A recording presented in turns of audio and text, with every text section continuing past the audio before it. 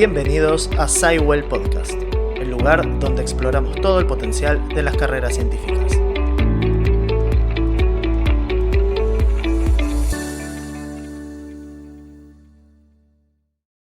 Hola a todos, bienvenidos a un episodio más de SciWell Podcast. Hoy tenemos con nosotros a Montse Cano, que es CEO de una startup llamada NanoLegend.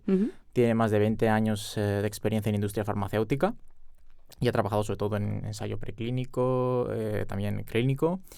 ¿Vale? Vamos a ver toda su experiencia, su carrera científica, el step by step de cómo ha llegado a la posición en la que está. Así que, bueno, no me queda más que agradecerte por estar aquí, Montse, por aceptar nuestra invitación y bienvenida.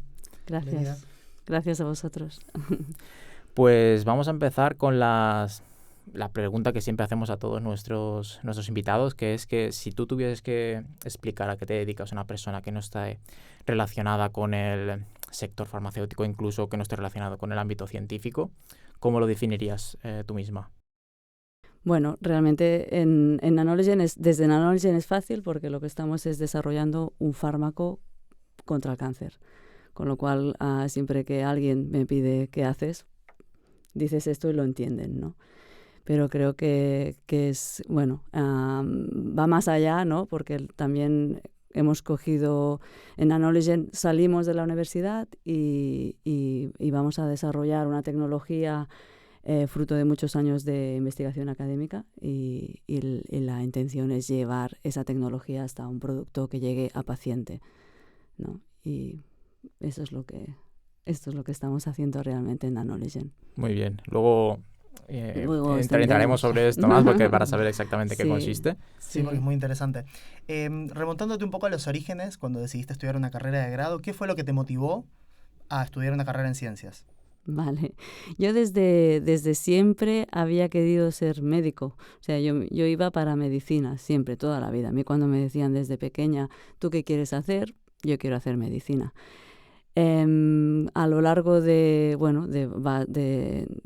los estudios antes de la universidad, vas planteándote cada vez más por qué medicina, ¿no? Porque es aquello que a veces sacas una premisa de quiero ser médico, pero cuando llega la hora de la verdad dices, vale, sí, pero ¿estás segura, no?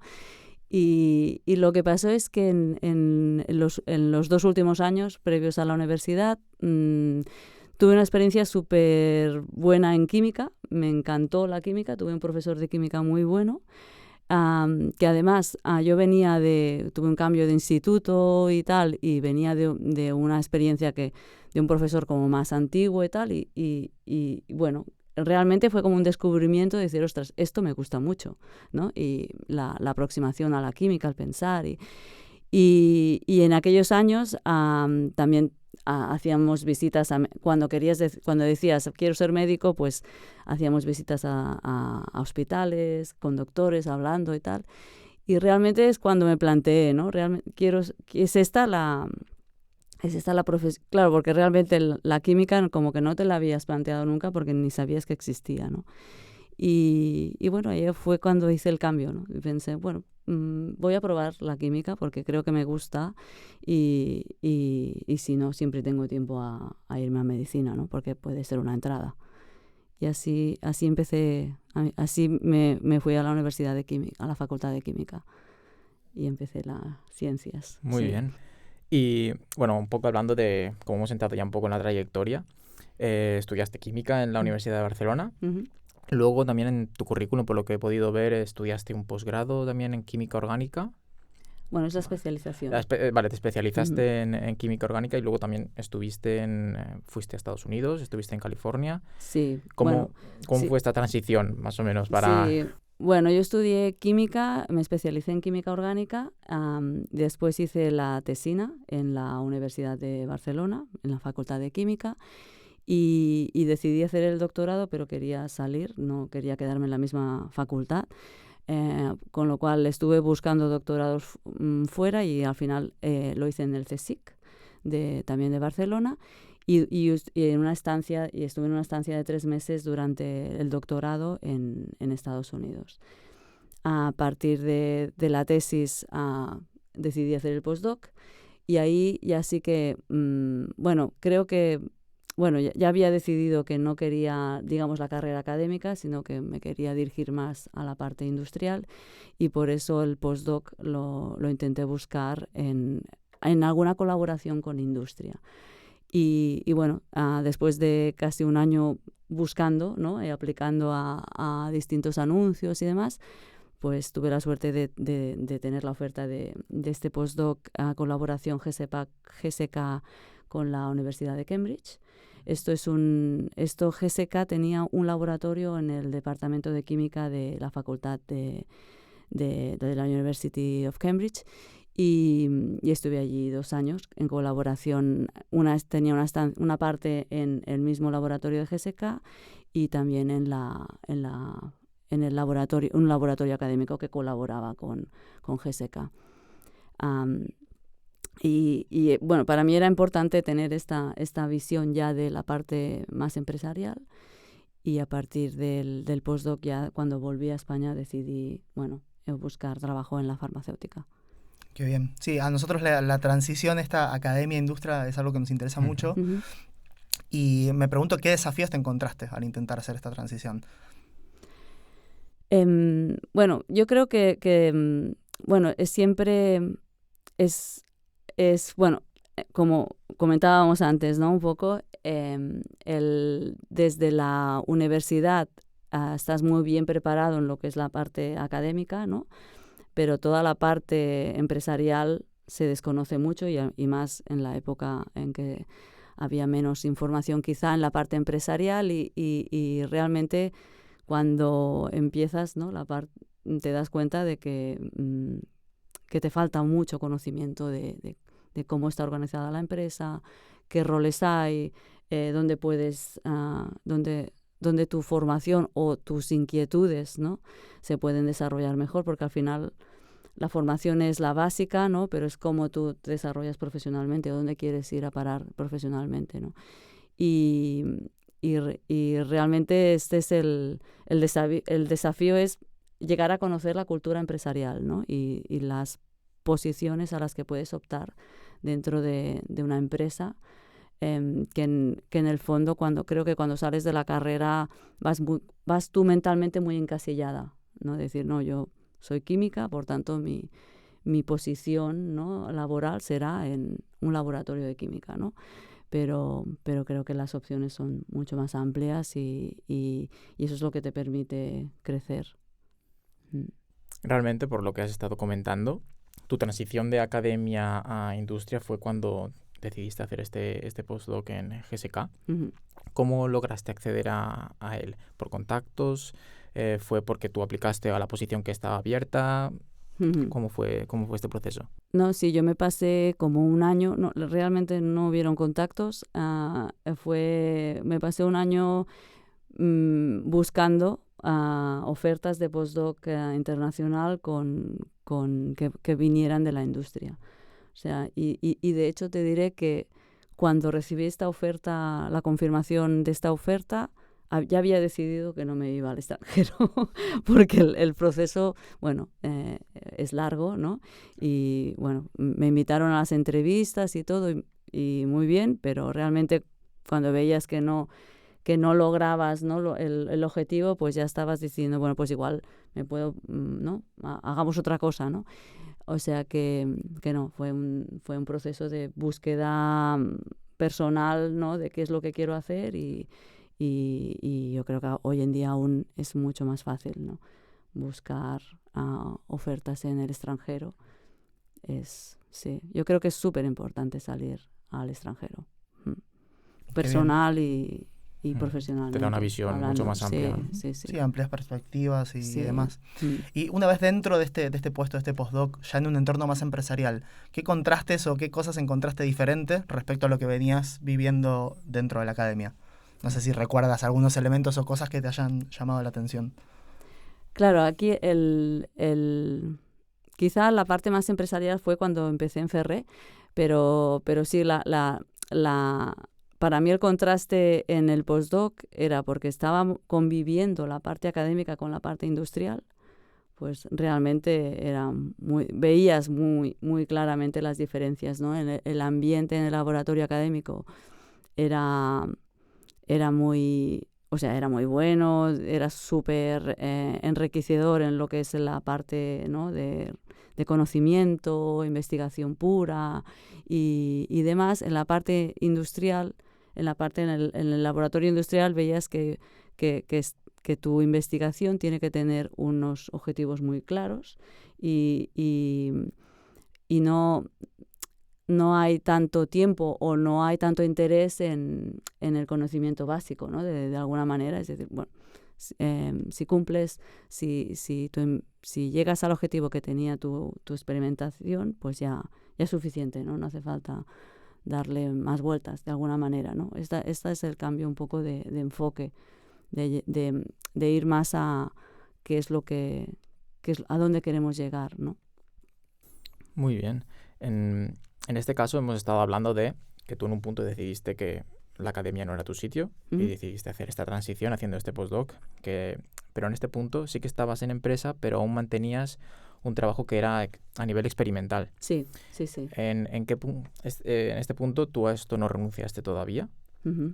pero a partir de qué punto tú dijiste, pues vamos a dejar más de lado esta parte experimental y vamos a pasar a transicionar a algo más que no esté relacionado con el trabajo que se diría de pollata. De laboratorio. Sí, de laboratorio. No, yo realmente creo que es necesario hacer pasar por el trabajo de laboratorio, porque lo tienes que vivir, tienes que saber, para poder gestionar el laboratorio tienes que haber estado en el laboratorio, ¿no? Con lo cual el postdoc, está claro, era puramente experimental, pero cuando entré en Ferrer, mi posición ya era más de diseño. O sea, yo llevaba el laboratorio, llevaba la parte de química médica, un laboratorio con 4 o 5 personas, más gente externa, y ya era más gestión. O sea, era puramente técnico, porque al principio, los primeros 4 años, pues me dedicaba al diseño de los productos que queríamos hacer y su diseño de su síntesis en el laboratorio. O sea, era muy técnico. Pero ya no en el laboratorio, sino desde la parte de gestión, ¿no? Y a partir de ahí ya fui transicionando, ¿no? Desde llevar la parte técnica del laboratorio a llevar más la gestión del proyecto en general, ¿no? Ya haciendo las dos cosas.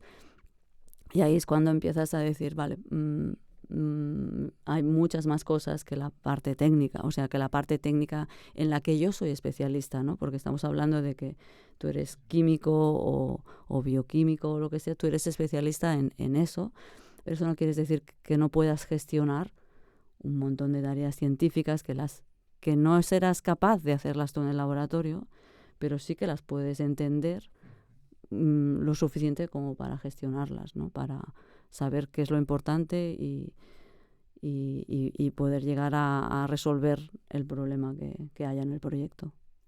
Qué bien. Claro, entiendo que en esta primera posición en Ferrer ya te enfrentaste a una posición de un poco más de liderazgo, ¿no? Al tener que trabajar con más gente. Y me pregunto, ¿qué posibilidades tuviste de desarrollar esas otras habilidades que por ahí en la academia uno está en la suya, ¿no? Y la interacción es un poco más eventual, ¿no? Con la gente, a pasar a gestionar un equipo. ¿En la empresa te formaron el liderazgo? ¿Lo tuviste que hacer por tu cuenta? ¿Cómo fue esa experiencia? No, realmente lo haces por tu cuenta. O sea, ahí sí que entra la personalidad de cada uno, ¿no? Cómo se sabe desenvolver pues eso, con un equipo, porque cuando entras en una estructura como Ferrer o como una farma, ¿no? Pues estás dentro de un departamento con una jerarquía, con unas funciones muy, muy específicas y muy, muy determinadas, ¿no? en tu área y bueno, es donde realmente tienes que desarrollar la parte no académica, ¿no? De cada uno y después cada uno, bueno, sí que hice un curso de Project Management un año en La Salle, pero ya más, o sea, pero eso sí que fue, yo creo que cuando estás en el entorno empresarial ya es tú, el que manda es tú, ¿no? Tú en qué te quieres formar, qué crees que te hace falta o que te gustaría desarrollar para aplicar en la posición en que estás. Y y sí que puedes decir, o sea, puedes comentarlo en la empresa y te pueden ayudar a financiar esa parte, si el entorno, ¿no? Pero es tu iniciativa la que vale. Nadie te va a decir, pues ahora haz esto, haz lo otro. No, depende mucho de tú qué quieres hacer y para dónde quieres dedicarte, ¿no? De toda tu trayectoria a nivel empresarial, que ahora insistiremos sobre esto, sobre qué posiciones has tenido y en qué empresas has trabajado, ¿en cuál dirías que es la que más has aprendido sobre industria farmacéutica, teniendo en cuenta tu formación, como el máster que comenta, bueno, el posgrado que hiciste, ¿vale? Toda esta experiencia, ¿cómo dirías que te ha influido a la hora de...? Pues mira, en industria farmacéutica donde más he aprendido es en Esferium Biomed, porque aunque no era una farma como tal, pero realmente, bueno, os explico un poco. O sea, en Ferrer mi posición era en química médica, como os decía. Pasé a... Los primeros 4 años estuve más en química médica, después más project manager ya de proyecto, viendo la globalidad del proyecto. Pero cuando pasamos a Esferium era una incubadora de proyectos. Lo que hacíamos era coger proyectos que venían de la academia y los intentábamos desarrollar con un presupuesto concreto y un objetivo muy claro hacia un nuevo hito de valor, ¿vale? Claro, ahí es cuando estábamos divididos, éramos alrededor de 12, 13 personas y cada persona tenía su proyecto. Era como un pequeño CEO, ¿no? del proyecto que tú llevabas adelante. Claro, ahí tenías la oportunidad y la obligación, ¿no? De ver el proyecto en su globalidad. Desde el mercado, la indicación, el por qué ese proyecto y no otro, ¿no? Hasta plantear que el work plan, ¿no? Lo que es lo que se quería realizar y el nuevo hito de valor y la salida potencial de ese proyecto al mercado, ¿no? Y esa es y ahí, claro, tenías que entender todas las fases, ¿no? necesarias para desarrollar el producto hasta mercado. Y ahí es donde más realmente vi todo el desarrollo farmacéutico. Qué interesante. Sí, es como que siento que con lo que contás incluiste dentro de la esfera de lo que venías haciendo la innovación y la transferencia, ¿no? Sí. Fue ahí donde se te despertó un poco el nacimiento de este interés por dirigir una empresa y demás. Sí, totalmente. O sea, para mí los 4 años de Esferium marcaron mi carrera porque realmente a nivel personal siempre he sido una persona muy emprendedora, ¿no? Pero no en ciencia. Y con lo cual aquello me abrió los ojos de decir, ostras, puedo unir, ¿no? mis 2 pasiones, ¿no? El emprendimiento y la ciencia. Y sí, me encantó el poder tener esa oportunidad, ¿no? Las oficinas de transferencia, o sea, estábamos en contacto con las oficinas de transferencia de todo el mundo. O sea, nos dedicábamos a hacer scouting de proyectos constantemente, evaluaciones de proyectos, con lo cual tenías la posibilidad de pensar en cualquier cosa, ¿no? De entrar dentro al detalle de cualquier tipo de indicación, con lo cual te veías muy versátil, ¿no? A la hora de poder pensar y poder aportar, ¿no? el crecimiento de una idea, ¿no? Y esto es algo que realmente te da unas herramientas que no había desarrollado antes. Porque, digamos, en Ferrer estabas como más enfocado a un proyecto concreto, ¿no? Y a una indicación, una área terapéutica concreta, que es la que la empresa, ¿no? estaba centrada. El hecho de poder tocar áreas terapéuticas diversas y pues te enriquece realmente en la visión.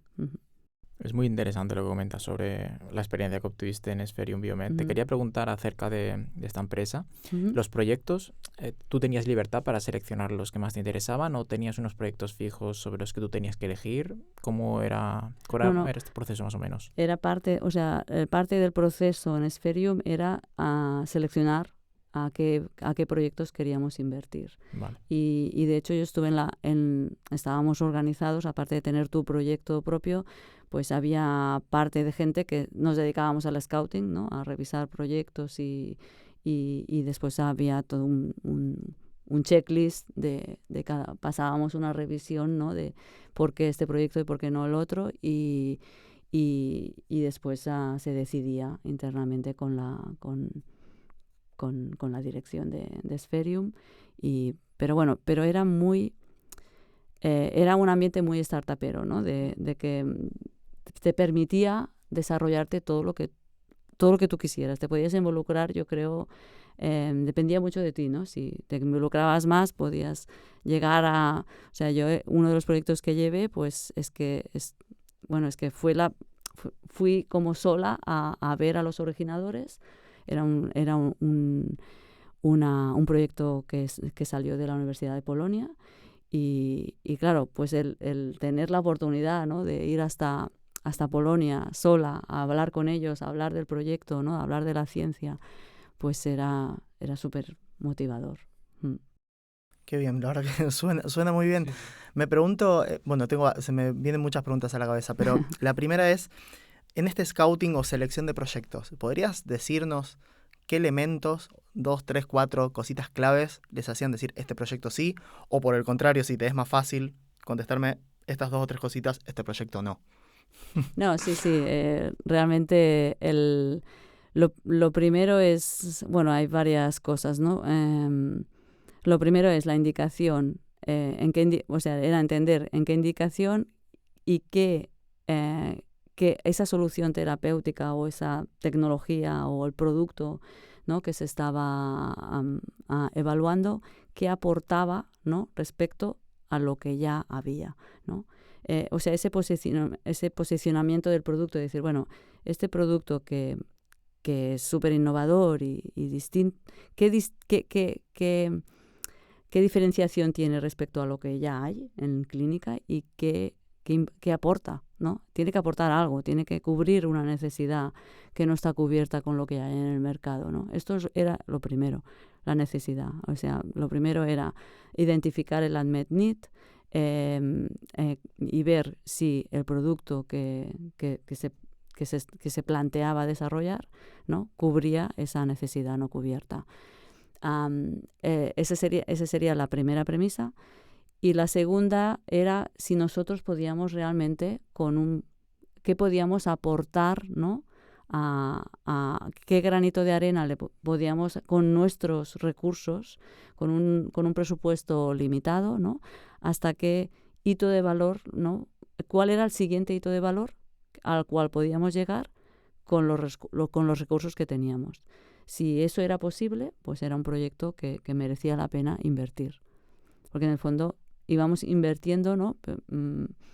Pequeña cantidad de dinero, pero para llegar a un hito de valor que pudiera interesar a una farma o a alguien más a continuar con ese proyecto. Era hacer una etapa de de-risking, ¿no? De una idea académica, darle una forma ya que pudiera iniciar su proceso más en industrial. Qué interesante. Y es que tenemos muchas preguntas sí, en que este ámbito porque... Ya decenas. En este caso, de los proyectos que tú lideraste, ¿hay alguno que llegó a un punto de comercialización, incluso No, porque no era el objetivo. O sea, estábamos en etapas muy tempranas. En Spherium lo que hacíamos era nunca estábamos cerca del mercado. O sea, estar cerca del mercado quiere decir hacer fases clínicas y eso es un tamaño de presupuesto que nunca nos planteamos, con lo cual nosotros estábamos en preclínica o clínica fase 1. Claro, por eso es lo que os comentaba, ¿no? El presupuesto era limitado, con lo cual tú te podías decir, vale, ok, en el estado del proyecto que se encuentra ahora, ¿qué puedo hacer yo, ¿no? Para aumentar el valor, para hacer un de-risking de esta idea, ¿no? Que pueda interesar a alguien que tenga el pulmón financiero para seguir desarrollándolo. Con lo cual, no, ni mucho menos pudimos llegar al mercado con nada, sino la idea era licenciar a alguien más, ¿no? Era una transición, ¿no? Era una OTT, ¿no? pero con un punto de inversión en la tecnología. Vale, qué interesante. Me pregunto en esta experiencia en Spherium un poquito más, ¿qué importancia o qué relevancia tiene la generación de contactos, hablar con la gente, ir a reuniones? Porque me imagino que intentar hacer un match entre un proyecto y un posible inversor implica un despliegue de agenda, ¿no? No, de hecho en Spherium de lo primero que aprendimos todo el equipo es que salir a hablar con la gente es lo primero que tienes que hacer, ¿no? Y es algo que cuando veníamos de la farma es un ambiente mucho más cerrado, ¿no? Ahí siempre estás, bueno, como que porque tienes los especialistas en casa realmente, ¿no? Pues no hay tanta necesidad de salir, ¿no? Pero realmente hay mucho más fuera, ¿no? Con lo cual en Spherium las reuniones con externos eran lo primero. Lo primero es decir, tenemos esta idea, ¿con quién podemos hablar que sepa de esto, ¿no? Y nos pueda ayudar? Porque es eso, que tú estás delante de un proyecto que ni mucho menos eres especialista. Lo único que puedes ver es, ostras, es una oportunidad, ¿no? O sea, estás valorando si puedes hacer algo para convertir esa idea en una oportunidad a seguir, ¿no? Con lo cual, lo primero es, ¿con quién puedo hablar? ¿Con quién puedo hablar que entienda de este tema, que yo le explique esto y le suene bien y me pueda ayudar a decir, vale, pues esto es lo que tendrías que mirar, ¿no? O sea, que la colaboración externa y básica, sí. Y el miedo, perder el miedo a preguntar, ¡buah! Sí, yo creo que es lo primero que lo primero que se realizó en Spherium, realmente con todo el equipo que se formó. Era, bueno, no se pierde ni un minuto en darle vueltas a una cosa. No, tú sal y pregunta. No, o sea, es más decir, vale, ¿a quién puedo preguntar? Preguntamos, o sea, ¿sabes? Ya conoces suficiente. Esta es la diferencia entre cuando vienes del mundo académico, te parece que primero, antes de preguntar, tienes que estudiar. Te lo tienes que saber todo de aquello, ¿no? Y eso es lo que, o sea, tienes que conocer, pero ni mucho menos tienes que convertirte en un especialista en aquello, sino porque no lo vas a conseguir de alguna manera, ¿no? Con lo cual yo tengo, míratelo suficientemente, pero no te estés aquí 2 años mirándote esto, ¿no? Sino pregunta a quien conoce del tema y realmente cuando lo haces una vez te das cuenta que sí, que cada vez, que con menos avanzas más rápido hablando con los especialistas. Sí. Interesante. Vale, nos has comentado tu experiencia en Spherium Biomed. Entendemos que allí estabas a gusto, que realizabas un trabajo que te gustaba. ¿Qué fue lo que te hizo dar tu siguiente paso en industria farmacéutica? Bueno, de hecho, primero estuve en Ferrer, en la industria farmacéutica. Cuando pasé a Spherium ya era otro ambiente. Y de Spherium pasé a un proyecto de emprendimiento muy, muy concreto que me hizo mucha ilusión. Era un Digital Therapeutics, ya dirigiendo lo que es el proyecto desde un punto de vista más científico, en un entorno que no era ni mucho menos mi área de expertise, porque estaba con programadores, ¿no? Y demás, con lo cual era súper interesante decir, ostras, con mi formación en ciencia les era muy necesaria, digamos, mi visión, ¿no? Porque nadie del equipo tenía esa visión, y con lo cual te das cuenta y dices, ostras, ¿quién me hubiera dicho a mí, ¿no? Que saliendo de química estaría en este ambiente, ¿no? Y fue una experiencia muy bonita, la verdad me gustó, pero al cabo del año me di cuenta que quería volver a la parte más técnica, más de laboratorio y más de drug development, ¿no? Y de 8Wires, pues decidí acabar esa etapa y buscar proyecto nuevo. Y ahí salió Nanoligen, ¿no? Vale, ahí me la dejas picando. Sí. Para pasar un poco a la siguiente sección, que es tu puesto actual. ¿Cómo nace NanoLegend y cómo llegas a ser la CEO, la directora ejecutiva de la startup? Pues eso, cuando decidí un poco buscar otro proyecto, conocí a Manuel Rodríguez Mariscal, que era el presidente de NanoLegend. NanoLegend se fundó en finales del 17, principios del 18. Fue el fruto, digamos, de un trabajo de una OTT, ¿no? de transferencia desde la academia a un emprendedor. O sea, Manuel vio el proyecto, le gustó, le pareció que era un buen proyecto para intentar desarrollar y hacer un producto farmacéutico, ¿no? Y inició la empresa en colaboración muy estrecha con los grupos originadores. Y levantaron financiación, porque en una startup la financiación es el pan de cada día, ¿no? Y empezaron a rodar con esa estructura mínima de el grupo académico y Manuel, ¿no? Como parte más empresarial. Pero necesitaba a alguien, ¿no? Que llevara la empresa al 100% y buscaba un CEO. y bueno, la suerte fue que nos encontramos, ¿no? Porque yo realmente buscaba un tipo de proyecto así, o sea que fue una suerte de conocernos. Yo creo que personalmente vimos que podíamos trabajar juntos, ¿no? Y el proyecto me encantó. Y después, pues a partir de ahí empezó NanoLegend, ¿no? Empecé yo en NanoLegend. Ya había empezado en el 2020, empecé en NanoLegend, sí. Volviendo un poco atrás, y continuando con lo que estabas explicando ahora, ¿qué experiencias fueron las que obtuviste en las anteriores empresas? Supongo que la experiencia que mejor obtuviste para desarrollar tu puesto actual. ¿En Ferré? En Ferré, en Esferium, es decir, porque has dicho que Esferium fue donde más aprendiste, pero el trabajo que realizaste en esos puntos, ¿cuál fue el que más te ayudó a desarrollar el trabajo que estás haciendo actualmente? Sí, realmente la visión de Esferium, como os decía que eran como mini CEOs, ¿no? Pues es la que me permitía hacer este salto con una cierta confianza, ¿no? De decir, sí, soy capaz de llevar a cabo, de desarrollar técnicamente un proyecto, ¿no? La única parte que no había tocado hasta ese momento era la parte de la financiación, ¿no? Porque en una startup eso va en paralelo.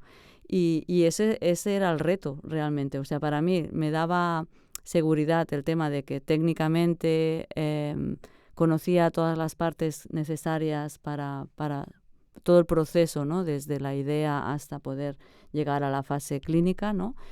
Y me veía capaz de montar el equipo y para poder hacerlo. Y la financiación lo aprendí por el camino. O sea, nos pusimos a ello y también, evidentemente, Manuel ya tenía mucha experiencia en esa parte y confío en que yo sería capaz, ¿no? Y esa es lo que desarrollé en NanoLegend, la parte de financiación público-privada, todo, sí. Es como un aprendizaje constante que no termina nunca. No, sí. No. De hecho, es lo que más me emociona de cualquier, ¿no? de cualquier situación laboral, ¿no? Que te permita estar aprendiendo constantemente. Para mí eso es importante, que siempre dices, ostras, sigo aprendiendo, ¿no? No se acaba nunca. Es Sí, motivador. Sí. ¿Qué nos puedes contar de qué hacen en NanoLegend y, bueno, en qué etapa están? Sí, pues en NanoLegend empezamos con la idea inicial, ¿no? Del laboratorio, que era donde había toda la tecnología desarrollada con pruebas de concepto preclínica a nivel de laboratorio y la idea ya era intentar trasvasar eso en un producto que pudiera llegar a paciente. Con lo cual, pues hasta el 2022 se hizo todo un trabajo previo de seleccionar el candidato, ¿no? A partir de ahora ya tenemos el candidato seleccionado con todas las pruebas preclínicas de eficacia necesarias y de toxicidad para entrar en la siguiente fase, que es la fase más de toxicología regulatoria y desarrollo CMC, o sea, desarrollo de producción para pasar a estudio clínico. con lo cual ahora estamos justo entrando en la etapa ya más regulatoria, desarrollo CMC y ya preparándonos para llegar a la fase de estudio clínico, pero estoy hablando del 2027-28. Es un proceso largo, sí. Hay mucho trabajo, parece que todo tenga que ser, pero sí, el camino es largo. A nivel de... Has dicho que tú te has centrado sobre todo a nivel de financiación. Bueno, el CEO lo llevo en Nanolegend. Lo haces todo, pero es una parte importante. Es sí. Digamos que la financiación está solo en mis responsabilidades, sí. Bueno, juntamente con Manuel, pero sí. Vale. Y enlazando con todo esto, ¿cómo describirías un día a día tuyo? O una semana a semana, de qué haces a diario, para saber más o menos cuál es el trabajo de un CEO. De un CEO. Sí. Bueno, el trabajo... Bueno, primero, claro, hay CEOs y CEOs y hay empresas, ¿no? Vamos a decir, Nanolegend, ahora somos 5 trabajadores full-time. Contamos de una red, yo creo, grande de colaboradores, aparte de la gente que se está dedicando full-time a la empresa. O sea que no es... pero el CEO, el trabajo de CEO lo lleva todo, porque yo puedo estar desde... O sea, estoy muy implicada en la parte técnica, no haciéndola, pero sí que supervisando y sobre todo viendo hacia dónde vamos y por qué, estratégica, ¿no? La parte técnica más estratégica. Después la parte de financiación, pero aparte hay la parte de personal, la parte legal, ¿no? De todo el tema de contratación, contratos con colaboradores externos, con proveedores, claro, todo está regulado, todo tiene que tener, ¿no? Una parte legal muy importante. También hay la propiedad intelectual, o sea, también estamos en patentes. O sea, en un día voy a hacer de todo. O sea, básicamente estás en todos los frentes. Estoy en todos los frentes, sí, actualmente sí. Sí, claro, sí. al final es como que en una startup el CEO, el director ejecutivo, es lo que serían los directores de departamentos en una empresa grande, todo junto, todo condensado. O sea que muchas reuniones, me imagino. ¿Cómo gestionas el tiempo? Sí, bueno, es muchas reuniones, mucha parte... Sí, realmente la cabeza está en muchas partes a la vez y intentas priorizar, o sea, el tema es la priorización, porque hay tantas cosas en paralelo, lo importante es que cada cosa llegue cuando toca, ¿no? Y preocuparse de lo importante en el momento actual, ¿no? Pues no puedes... O sea, se tiene que ir avanzando todo más o menos en paralelo, ¿no? Pero saber lo que tiene que salir primero y por qué y ir avanzando.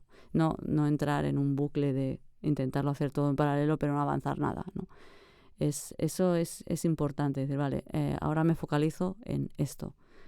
O sea, esta es la prioridad. Sacamos esto. Cuando sacamos esto, vamos al otro. Porque si no, hay tantas cosas en paralelo que podrías entrar en un bucle de improductividad, ¿no? de no llegar, pero... ¿Y qué habilidades crees que son las que te son a ti más útiles para desarrollar tu trabajo actual? Bueno, pues la primera es un poco la priorización, ¿no? De esto que comentaba, pero creo que una de las habilidades más importantes es la comunicación, porque es súper importante en una empresa tan pequeña como Nanolegend, en donde el proyecto se vive muy a flor de piel, o sea, todo el mundo está en primera línea. Y, o sea, que todo el mundo siente muy en primera persona que el impacto, ¿no? de sus acciones, ¿no? Y bueno, tiene que haber es importante que haya una buena comunicación, ¿no? Porque pasan muchas cosas a la vez, ¿no? Y creo que es importante que nadie se sienta descolgado porque al final todos tenemos que remar hacia hacia el objetivo, ¿no? Y cuando, bueno, todo es muy rápido, las decisiones son mucho más rápidas que en una estructura mayor y todo es mucho más creativo, con lo cual el hablar, o sea, la comunicación interna y externa, ¿no? El comunicarte internamente siempre abre posibilidades de que todo el mundo pueda aportar, ¿no? Con lo cual, todo el mundo aporta, no es que puede, es que todo el mundo debe aportar y por eso es tan importante, ¿no? Poder decir, pues yo estaba pensando en, y este tipo de porque después se transfieres eso de decir, podríamos pensar en tal cosa, ¿no? Y todo el mundo ya puede empezar a pensar sin querer, ¿no?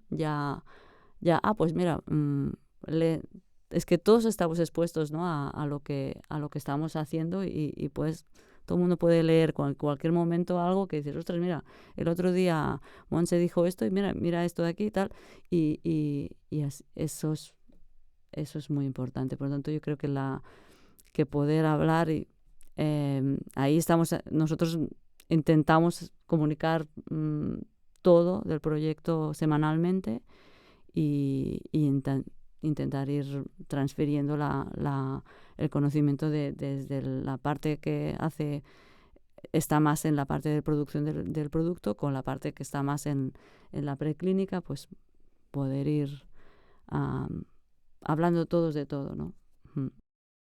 Bien, sí, suena súper desafiante todo. Y ahora pensándolo un poco desde tu perspectiva, ¿no? Ya dirigiendo un grupo, un proyecto, intentando sacarlo adelante. ¿Qué tiene que tener una persona que esté buscando entrar en una startup, por ejemplo? ¿Qué cosas tú valorarías en su formación, tanto en su núcleo técnico como en su núcleo más de habilidades? Sí, para mí tiene que ser alguien muy flexible, porque, o sea, tiene que ser alguien que no le dé miedo el cambio, los cambios de decisión, que se adapte rápido a eso, a que haya un cambio, pero es que un cambio motivado técnicamente, pero que no puede ser alguien que diga, vale, he hecho este plan, ya está. No, tiene que haber una revisión constante del plan porque las circunstancias cambian, ¿no? Y por tanto, tú puedes pensar en un momento dado que este plan es el correcto, pero por algún motivo te viene otro input y dices, ostras, no, vamos a cambiar esto. Por tanto, tiene que ser alguien flexible a hacer eso. Y a veces eso no es tan fácil. Parece, desde un punto de vista técnico, puede crear una cierta frustración, ¿no? Y por tanto, tiene que ser alguien que sea resiliente, ¿no? Ante la frustración. Después, alguien con mucha creatividad, ¿no? Tiene que tener esa habilidad de pensar en muchas direcciones y no tener miedo a decirlo, ¿no? a atreverse a poder aportar a cualquier nivel, porque esa es la mentalidad más despierta, ¿no? De poder pensar en diagonal, ¿no? No solo en lo que tú estás haciendo. Yo tengo, no sé, esta es mi área de confort y mi expertise, yo solo hago esto. No, el conocimiento transversal es muy importante. Estar abierto a ese conocimiento transversal. Qué interesante, la verdad. Sí. Por lo que hemos podido ver de tu trayectoria en industria, a mi parecer, y también creo que para el de Albi, ha sido una trayectoria muy orgánica. O sea, has ido pasando, empezaste con un postdoc que era ya en empresa, donde hacías ese trabajo experimental y ahí has ido transicionando poco a poco. En base a esta experiencia, ¿qué consejos recomendarías a una persona que ha terminado la carrera, ha terminado el máster o incluso ha terminado el doctorado, ¿vale? Y quiere hacer esta transición también a industria farmacéutica? ¿A la industria? Sí. Sí, pues yo creo que es un poco si ya tiene claro que va a industria, pues que dentro de lo que está haciendo desde el punto de vista de doctorado o postdoc, que ya vaya transicionando a industria, porque todo aquello que tu mentalidad, ¿no? ya entre dentro de la mentalidad industrial te va a ayudar a entender, porque una de las O sea, yo creo que las diferencias entre estar en academia y estar en industria es que como que cuando en academia el ambiente es mucho más, ¿no? Hay menos jerarquía, hay más libertad en poder investigar, ¿no? Aquello que tiene como más como sentido académico, ¿no? Y en cambio dentro de una empresa estás como más pautado, ¿no? Te da la impresión de que no tienes esa libertad, ¿no? Pero entender la manera de pensar de la empresa es importante. Y tener experiencias, tener estancias en estancias cortas, ¿no? Por ejemplo, durante el postdoc o durante el doctorado, intentar hacer estancias cortas en empresa que te permitan, ¿no? Ver la mentalidad de varias empresas, ¿no? Cuanta más variación, mejor, porque cada empresa tiene su manera de hacer. Eso yo creo que eso puede ayudar, seguro que ayuda un montón. Sí, cada empresa al final debe ser un mundo. Y en cuanto a formación, porque tú habías hecho un curso o una formación en Project Management. Sí. Bueno, eso me imagino que debe ser importante. ¿Alguna habilidad más o algo que se pueda desarrollar para ir preparándose para la industria? Sí, Project Management es, bueno, si quieres ir a dirigir y tal, ¿no? Pero Project Manager también he hecho un máster en MBA. O sea, todo lo que sea, si te tira, ¿no? Si realmente tienes ganas de más de gestión, pues todo lo que sea formaciones en ese sentido que te complementan tu parte técnica, para mí es importante, sí.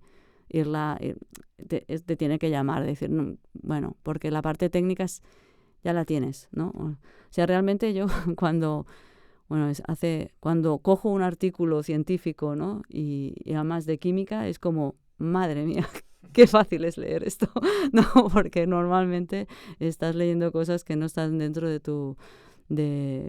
lo que has estudiado durante la carrera, ¿no? Y de lo que te has formado durante tanto tiempo.